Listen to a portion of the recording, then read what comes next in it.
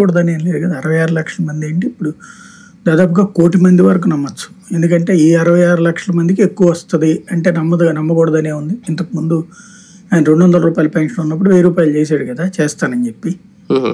అట్లాగే చివరిలో ఈయన 2000 చేస్తానప్పుడు ఆయన చేశాడు కదా. అప్పటికైతే అప్పటిదాకా 39 లక్షల మందికి ఇచ్చాడు. ఆ తర్వాత మళ్ళీ ఇంకో 30 లక్షల ఇంకొక 20 లక్షల మందికి యాడ్ చేశాడు. కాబట్టి పెన్షన్ల విషయంలో చంద్రబాబు నమ్మకూడదు అనడానికి ఏం లేదు. నమ్మచ్చు, అది చేసేస్తారు కూడా, చేయొచ్చు కూడా. దాంతో పాటుగా ఇప్పుడు ఈయన చెప్పింది 50 ఏళ్ల వరకు పెన్షన్, అది కూడా చేస్తారు. 50 ఏళ్ల వరకు బీసీ, ఎస్సీ, ఎస్టీ, మైనార్టీలకు అని చెప్తున్నారు. అది దగ్గరగా ఇంకొక 40 లక్షలు 60 లక్షలు ఉంటారు. 60 లక్షలు అనుకుంటా దగ్గరగా. అక్కడంటే 50 ఏళ్ళు లెక్క కావడం అదే ఆ కమ్యూనిటీలు ఎంత ఉన్నదే వాళ్ళు కదా. అసలు ఓసీ ఎంత మంది ఉన్నారు ఉన్నదే వాళ్ళు కదా. వాళ్ళు మొత్తం కలిపితే దగ్గరగా 50-60 లక్షల మంది అని చెప్తున్నారు. అది కూడా పెన్షన్ 4000 రూపాయలు అన్నటువంటి. కాబట్టి ఇవ్వచ్చును, ఇవ్వడం పెద్ద కష్టం కదా. అది ఖచ్చితంగా దాని ద్వారా నెలకు ఇప్పుడు ఉన్నటువంటి లెక్క ప్రకారం చూస్తే టోటల్ గా 1200 కోట్లు ఎంత పడుతుంది అట్ నెలకి.